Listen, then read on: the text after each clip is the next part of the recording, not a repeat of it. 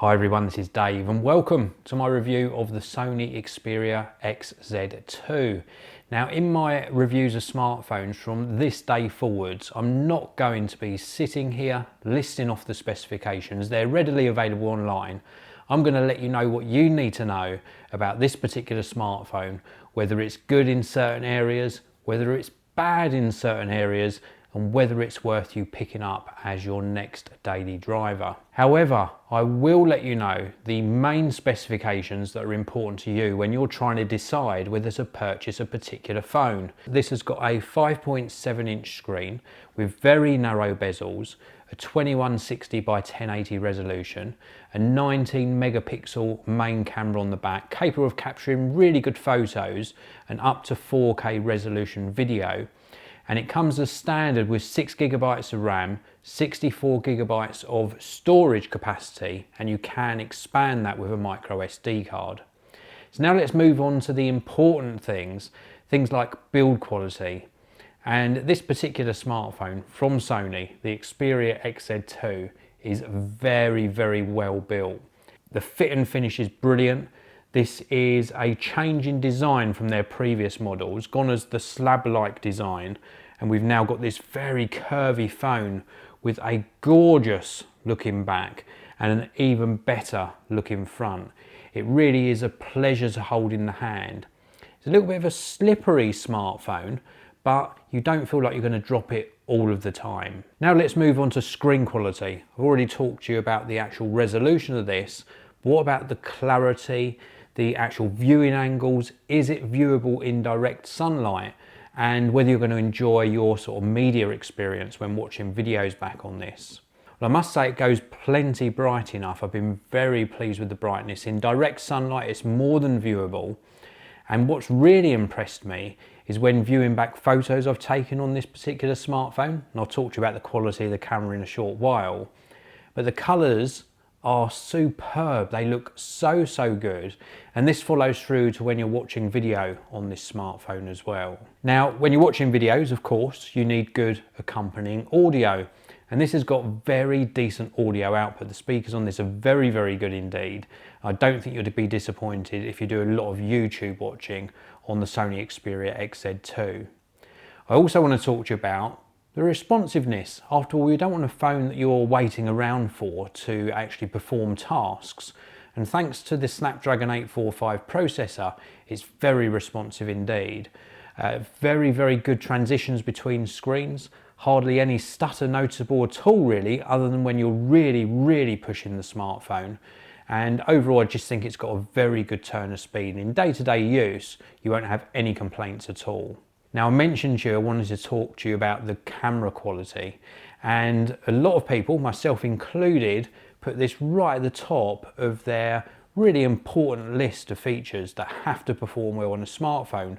After all, for a lot of people, they take a smartphone out every day with them and it becomes their main camera.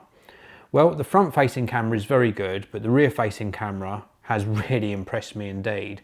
It focuses so close. You can get nice and close to your subject matter. Great for taking those close-up photos of flowers. And also it focuses fairly quickly. It's not the fastest camera I've seen, but it does do a good job of making you not miss that shot. Something else I really liked was how you can actually select the best shot from a selection of 4. It's got like a predictive focus. So it gives you the option of choosing the one when you press the shutter, or some either side of when you actually touch that icon on the screen of the phone. And you can see one on your screen now that I was taking of Milo, our little Shih Tzu, and he's always moving around, and it allowed me to pick the best shot out of these 4. I think that's a really nice feature that Sony have built into this particular smartphone. Now battery life and charging. Well, battery life on this is very good indeed. I've always said this about Sony smartphones. Not only do they have standard battery life that's really good, but they also have a stamina mode that you can choose through the software. And this would easily get you through a whole day. And that's on medium to heavy use. A day and a half is more than possible as well. Charging, well, you get a charger inside the box. We charge here via the USB-C socket on the bottom. With regards to how it actually feels in the hand, another important factor, it feels like a very premium device. I'm really pleased with the fit and finish of this. The design I also really like too. It does pick up the occasional fingerprint, but for a glossy backed smartphone, it's not too bad. But I must admit, it does feel a little bit fragile, so I would probably put this inside a case. One of the negatives I picked up on, and that was the placement of the buttons on the side. Now the volume rocker's fine because it's a longer button, but I found myself searching for the power button on occasion. The placement of the fingerprint sensor on the back, however, is very good indeed, and it wakes the smartphone up very, very quickly. Would I recommend this phone? Well, if you're after a really good smartphone with premium build quality and an absolutely amazing camera for photos, and equally as good for 4K video as well, but it really does excel when you're getting up nice and close to take a photo, then I can certainly recommend it. If you're looking for something that's maybe a bit more rugged, then possibly look elsewhere. Well, that's it for my review of the Sony Xperia XZ2. I'll leave a link to where you can pick this up for yourself down in the video description. A big thank you to Sony for making this video possible. If you've enjoyed it, hit that like button. Don't forget to subscribe, and I'll see you in another video very soon. Hi guys, I wanted to add on a little bit to the end of this video, if you're still watching, about the Sony Xperia XZ2.